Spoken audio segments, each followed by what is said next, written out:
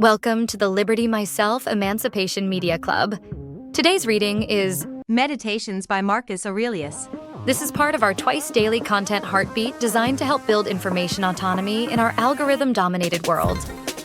Listen, reflect, and engage however works for you. Without further ado, let's jump in. Stay free. Meditations by Marcus Aurelius, the seventh book. What is badness? It is that which thou hast often seen. And on the occasion of everything which happens keep this in mind, that it is that which thou hast often seen. Everywhere up and down thou wilt find the same things, with which the old histories are filled, those of the Middle Ages and those of our own day, with which cities and houses are filled now. There is nothing new, all things are both familiar and short-lived. How can our principles become dead, unless the impressions, thoughts, which correspond to them are extinguished? But it is in thy power continuously to fan these thoughts into a flame. I can have that opinion about anything which I ought to have. If I can, why am I disturbed? The things which are external to my mind have no relation at all to my mind. Let this be the state of thy affects, and thou standest erect. To recover thy life is in thy power. Look at things again as thou didst use to look at them, for in this consists the recovery of thy life. The idle business of show, plays on the stage, flocks of sheep, herds, exercises with spears, a bone cast to little dogs, a bit of bread into fish ponds, laborings of ants and burden carrying, runnings about of frightened little mice, puppets pulled by strings, all alike. It is thy duty then in the midst of such things to show good humor and not a proud air. To understand, however, that every man is worth just so much as the things are worth about which he busies himself. In discourse thou must attend to what is said, and in every movement thou must observe what is doing. And in the one thou shouldst see immediately to what end it refers, but in the other watch carefully what is the thing signified. Is my understanding sufficient for this or not? If it is sufficient, I use it for the work as an instrument given by the universal nature. But if it is not sufficient, then either I retire from the work and give way to him who is able to do it better. Unless there be some reason why I ought not to do so, or I do it as well as I can, taking to help me the man who with the aid of my ruling principle can do what is now fit and useful for the general good. For whatsoever either by myself or with another I can do, ought to be directed to this only, to that which is useful and well suited to society. How many after being celebrated by fame have been given up to oblivion, and how many who have celebrated the fame of others have long been dead? Be not ashamed to be helped, for it is thy business to do thy duty like a soldier in the assault on a town. How then, if being lame thou canst not mount up on the battlements alone, but with the help of another it is possible? Let not future things disturb thee. For thou wilt come to them, if it shall be necessary, having with thee the same reason which now thou usest for present things. All things are implicated with one another, and the bond is holy, and there is hardly anything unconnected with any other thing. For things have been coordinated, and they combine to form the same universe, order. For there is one universe made up of all things, and one God who pervades all things, and one substance, and one law, one common reason in all intelligent animals, and one truth. If indeed there is also one perfection for all animals which are of the same stock and participate in the same reason. Everything material soon disappears in the substance of the whole. And everything formal, causal, is very soon taken back into the universal reason, and the memory of everything is very soon overwhelmed in time. To the rational animal the same act is according to nature and according to reason. Be thou erect, or be made erect. Just as it is with the members in those bodies which are united in one, so it is with rational beings which exist separate, for they have been constituted for one cooperation. And the perception of this will be more apparent to thee, if thou often sayest to thyself that I am a member, melos, of the system of rational beings. But if, using the letter R, thou sayest that thou art a part, meros, thou dost not yet love men from thy heart, beneficence does not yet delight thee for its own sake, thou still doest it barely as a thing of propriety, and not yet as doing good to thyself. Let there fall externally what will on the parts which can feel the effects of this fall. For those parts which have felt will complain, if they choose. But I, unless I think that what has happened is an evil, am not injured. And it is in my power not to think so. Whatever anyone does or says, I must be good, just as if the gold, or the emerald, or the purple were always saying this. Whatever anyone does or says, I must be emerald and keep my color. The ruling faculty does not disturb itself, does not frighten itself or cause itself pain. But if anyone else can frighten or pain it, let him do so. For the faculty itself will, not by its own opinion, turn itself into such ways. Let the body itself take care, if it can, that is, suffer nothing, and let it speak, if it suffers. But the soul itself, that which is subject to fear, to pain, which has completely the power of forming an opinion about these things, will suffer nothing, for it will never deviate into such a judgment. The leading principle in itself wants nothing, unless it makes a want for itself. And therefore it is both free from perturbation and unimpeded, if it does not disturb and impede itself. Eudaimonia, happiness, is a good demon, or a good thing. What then art thou doing here, O imagination? Go away, I entreat thee by the gods, as thou didst come, for I want thee not. But thou art come according to thy old fashion. I am not angry with thee, only go away. Is any man afraid of change? Why, what can take place without change? What then is more pleasing or more suitable to the universal nature? And canst thou take a bath unless the wood undergoes a change? And canst thou be nourished, unless the food undergoes a change? And can anything else that is useful be accomplished without change? Dost thou not see then that for thyself also to change is just the same, and equally necessary for the universal nature? Through the universal substance as through a furious torrent all bodies are carried, being by their nature united with and cooperating with the whole, as the parts of our body with one another. How many a Chrysippus, how many a Socrates, how many an Epictetus has time already swallowed up? And let the same thought occur to thee with reference to every man and thing. One thing only troubles me, lest I should do something which the constitution of man does not allow. Or in the way which it does not allow, or what it does not allow now. Near is thy forgetfulness of all things, and near the forgetfulness of thee by all. It is peculiar to man to love even those who do wrong. And this happens, if when they do wrong it occurs to thee that they are kinsmen, and that they do wrong through ignorance and unintentionally, and that soon both of you will die, and above all, that the wrongdoer has done thee no harm, for he has not made thy ruling faculty worse than it was before. The universal nature out of the universal substance, as if it were wax, now molds a horse, and when it has broken this up, it uses the material for a tree, then for a man, then for something else, and each of these things subsists for a very short time. But it is no hardship for the vessel to be broken up, just as there was none in its being fastened together. A scowling look is altogether unnatural. When it is often assumed, the result is that all comeliness dies away, and at last is so completely extinguished that it cannot be again lighted up at all. Try to conclude from this very fact that it is contrary to reason. For if even the perception of doing wrong shall depart, what reason is there for living any longer? Nature which governs the whole will soon change all things which thou sayest, and out of their substance will make other things, and again other things from the substance of them, in order that the world may be ever new.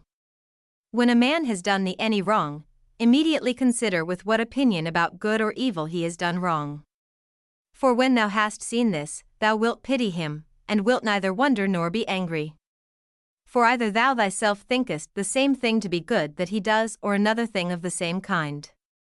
It is thy duty then to pardon him. But if thou dost not think such things to be good or evil, thou wilt more readily be well disposed to him who is in error. Think not so much of what thou hast not as of what thou hast, but of the things which thou hast select the best, and then reflect how eagerly they would have been sought, if thou hadst them not. At the same time, however, take care that thou dost not through being so pleased with them accustom thyself to overvalue them, so as to be disturbed if ever thou shouldst not have them. Retire into thyself. The rational principle which rules has this nature, that it is content with itself when it does what is just, and so secures tranquility. Wipe out the imagination. Stop the pulling of the strings.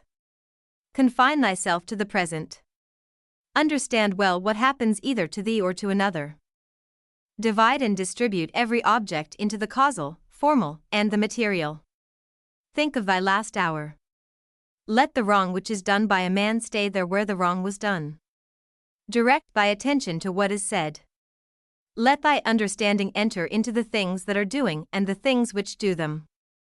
Adorn thyself with simplicity and modesty and with indifference towards the things which lie between virtue and vice.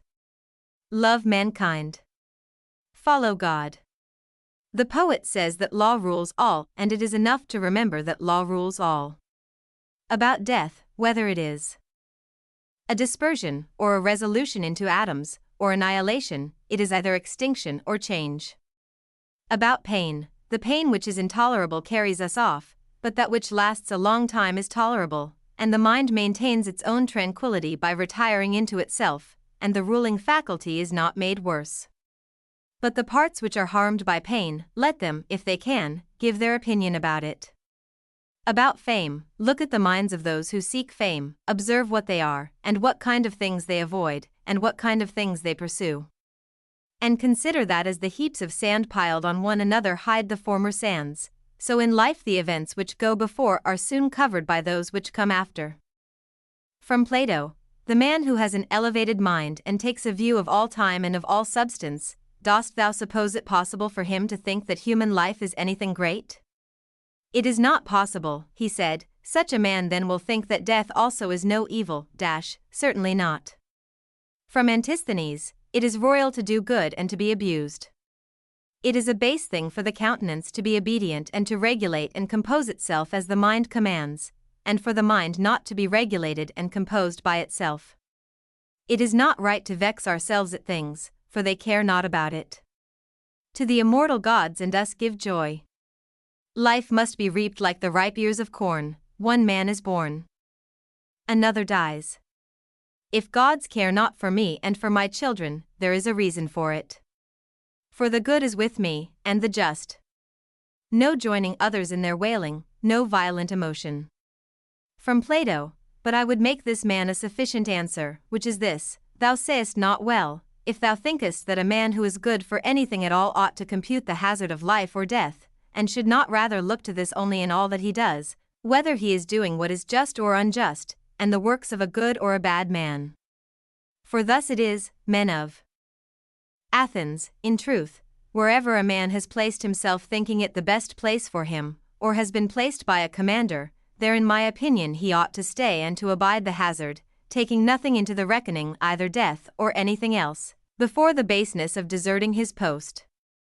But, my good friend, reflect whether that which is noble and good is not something different from saving and being saved, for as to a man living such or such a time, at least one who is really a man, consider if this is not a thing to be dismissed from the thoughts, and there must be no love of life, but as to these matters a man must entrust them to the deity and believe what the women say. That no man can escape his destiny, the next inquiry being how he may best live the time that he has to live. Look round at the courses of the stars, as if thou wert going along with them, and constantly consider the changes of the elements into one another, for such thoughts purge away the filth of the terrene life.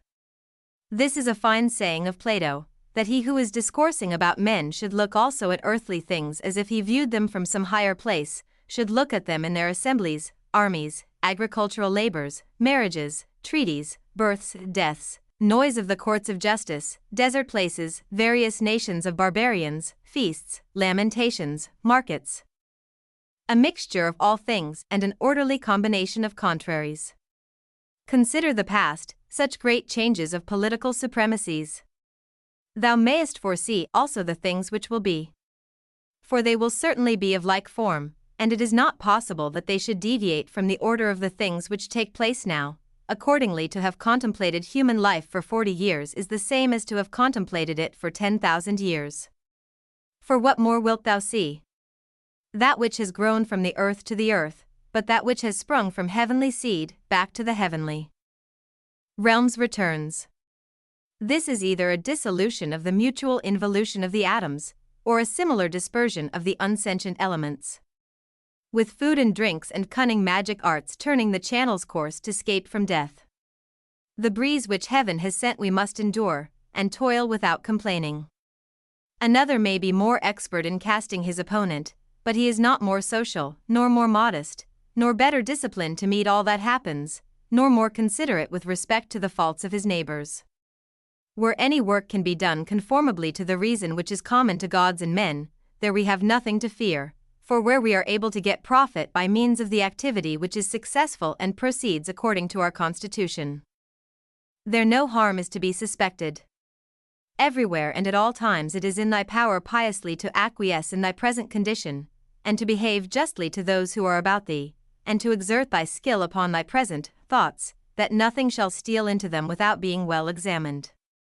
Do not look around thee to discover other men's ruling principles, but look straight to this, to what nature leads thee, both the universal nature through the things which happen to thee, and thy own nature through the acts which must be done by thee. But every being ought to do that which is according to its constitution, and all other things have been constituted for the sake of rational beings. Just as among irrational things the inferior for the sake of the superior, but the rational for the sake of one another. The prime principle then in man's constitution is the social. And the second is not to yield to the persuasions of the body, for it is the peculiar office of the rational and intelligent motion to circumscribe itself, and never to be overpowered either by the motion of the senses or of the appetites, for both are animal, but the intelligent motion claims superiority and does not permit itself to be overpowered by the others. And with good reason, for it is formed by nature to use all of them. The third thing in the rational constitution is freedom from error and from deception. Let then the ruling principle holding fast to these things go straight on, and it has what is its own. Consider thyself to be dead, and to have completed thy life up to the present time, and live according to nature the remainder which is allowed thee. Love that only which happens to thee and is spun with the thread of thy destiny. For what is more suitable? In everything which happens keep before thy eyes those to whom the same things happened, and how they were vexed, and treated them as strange things, and found fault with them, and now where are they? Nowhere. Why then dost thou too choose to act in the same way? And why dost thou not leave these agitations which are foreign to nature, to those who cause them and those who are moved by them? And why art thou not altogether intent upon the right way of making use of the things which happen to thee? For then thou wilt use them well, and they will be a material for thee to work on. Only attend to thyself, and resolve to be a good man in every act which thou doest, and remember. Look within. Within is the fountain of good, and it will ever bubble up, if thou wilt ever dig.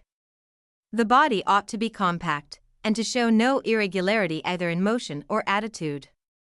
For what the mind shows in the face by maintaining in it the expression of intelligence and propriety, that ought to be required also in the whole body. But all of these things should be observed without affectation. The art of life is more like the wrestler's art than the dancer's, in respect of this, that it should stand ready and firm to meet onsets which are sudden and unexpected. Constantly observe who those are whose approbation thou wishest to have, and what ruling principles they possess.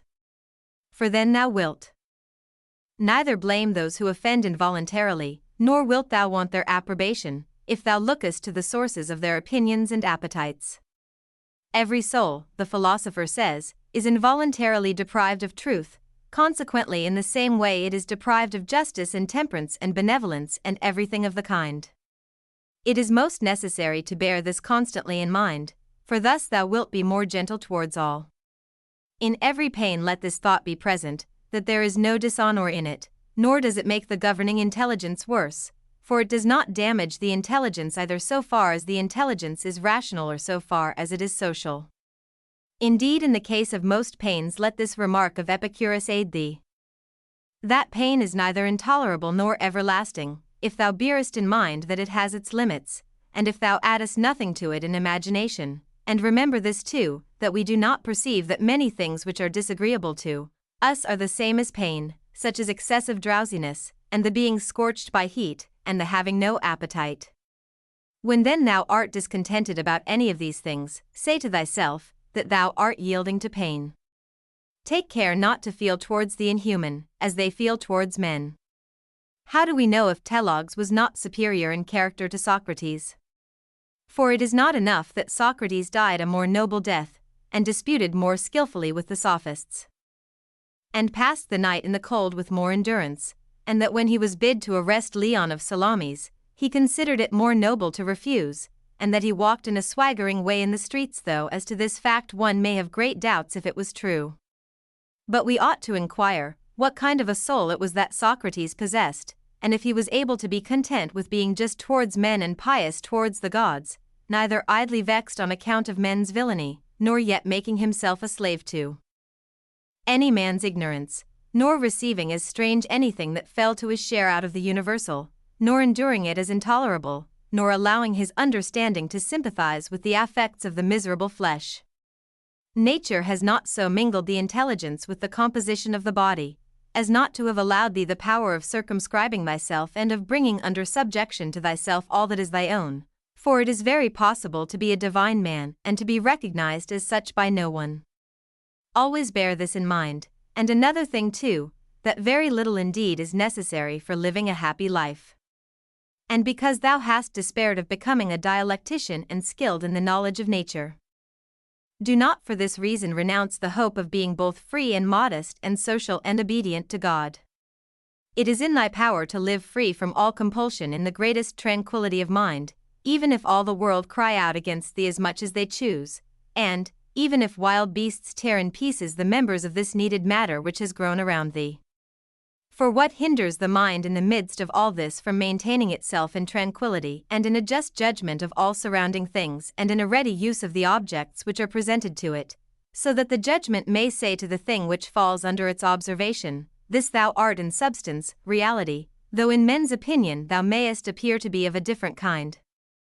And the youth shall say to that which falls under the hand, thou art the thing that I was seeking, for to me that which presents itself is always a material for virtue both rational and political, and in a word, for the exercise of art, which belongs to man or God.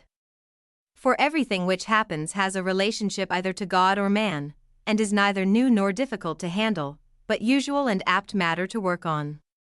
The perfection of moral character consists in this, in passing every day as the last, and in being neither violently excited nor torpid nor playing the hypocrite. The gods who are immortal are not vexed because during so long a time they must tolerate continually men such as they are and so many of them bad, and besides this, they also take care of them in all ways.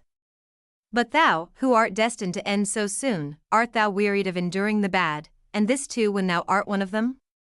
It is a ridiculous thing for a man not to fly from his own badness, which is indeed possible, but to fly from other men's badness, which is impossible. Whatever the rational and political, social, faculty finds to be neither intelligent nor social, it properly judges to be inferior to itself. When thou hast done a good act and another has received it, why dost thou look for a third thing besides these, as fools do either to have the reputation of having done a good act or to obtain a return? No man is tired of receiving what is useful. But it is useful to act according to nature. Do not then be tired of receiving what is useful by doing it to others. The nature of the end moved to make the universe. But now either everything that takes place comes by way of consequence or continuity, or even the chief things towards which the ruling power of the universe directs its own movement are governed by no rational principle. If this is remembered, it will make thee more tranquil in many things. For reflection, how can focusing on the present moment help you live a more peaceful and meaningful life? This has been an EMC reading from Liberty Myself.